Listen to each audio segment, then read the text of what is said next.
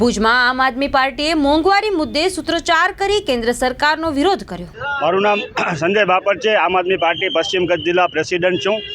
ગુજરાતને જે 30 વર્ષથી અન્યાય થાય છે, ગુજરાતની બહેનોને જે અન્યાય થઈ રહ્યો છે, રાજસ્થાન મધ્યપ્રદેશમાં ભાજપ સરકાર આવતા તાત્કાલિક 450 રૂપિયાનો ગેસનો બાટલો ત્યાં આપવામાં આવ્યો। 3000 રૂપિયા બહેનોને સન્માન રાશિમાં આપવામાં આવી।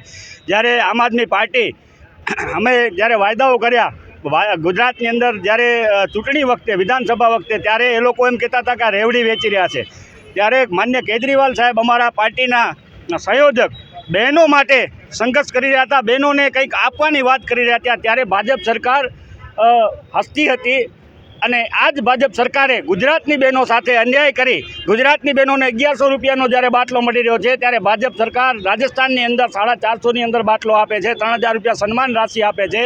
એ જ અમારી બહેનો ને, ગુજરાતની બહેનોને, માતાઓને 450 રૂપિયાની અંદર ગેસનો બાટલો આપવામાં આવે અને 3000 રૂપિયા સન્માન રાશિ આપવામાં આવે। જે અન્યાય કરી રહી છે ભાજપ સરકાર, જે તાનાશાહ છે, ગુજરાતની અંદરથી જેણે પાપા પગલી કરી અને આખા ભારતની અંદર જે સત્તામાં અત્યારે આવી છે, એ તાનાશાહ સરકાર ગુજરાત સાથે જ અન્યાય કરી રહી છે। એ ગુજરાતની બહેનો, માતાઓ અને દીકરીઓની સન્માનની રાશિ અને ગેસના બાટલા માટેની અમારી માંગણી છે। આજ આખા ગુજરાતની અંદર આમ આદમી પાર્ટી દરેક રસ્તા ઉપર ઉતરી ગઈ છે અને અમારા બહેનો, માતાઓના ન્યાય માટે સંઘર્ષ કરી રહ્યા છીએ। ત્યારે આપના માધ્યમથી અમે ભારત સરકારને, ગુજરાત સરકારને, જે રબર સ્ટેમ્પ બની બેઠેલા મુખ્યમંત્રી છે, એને અમારી રજૂઆત છે કે ભાઈ, અમારી જે બહેનો છે, ગુજરાતની બહેનો નથી, ભારત આખાની બહેનો જે હોય અને ત્યાં રાજસ્થાનમાં મળતું હોય, તો અમારી ગુજરાતની બહેનોને પણ 450નો ગેસનો બાટલો આપવામાં આવે અને 3000 સન્માન રાશિ આપવામાં આવે, એવી માંગણી સાથે આજે અમે ભુજ જ્યુબિલી સર્કલ પાસે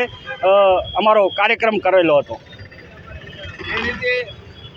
જે રીતે આમ આદમી પાર્ટી હવે જ્યારે વિરોધ કરવા માટે નીકળી છે, તો આટલા સમય પછી આમ આદમી પાર્ટી અહીંયા આપણે જોવા મળી છે, વિરોધ કરવા માટે અહીંયા સક્રિય થઈ છે, તો પછી કઈ રીતે આપે ને? અમે આના અગાઉ આ જ જગ્યા ઉપર આ જ ગેસના બાટલા સાથે લગભગ 8 થી 9 મહિના પહેલાં પણ મોંઘવારીના મુદ્દાઓ ઉપર અમે સંઘર્ષ કરેલો છે।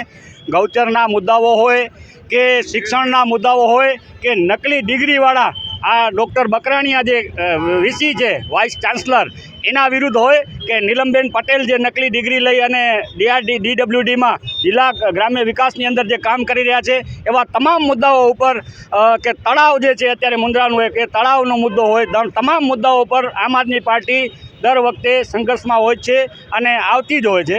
અમારી પાસે અત્યારે સંખ્યા ઓછી ભલે દેખાય, પરંતુ જેટલા છે એટલા બધા એક વ્યક્તિ 100 વ્યક્તિ જેટલું કામ કરવાવાળા અમારી પાસે કાર્યકર્તાઓ છે અને લોકો માટે સતત અમે લડતા રહીશું।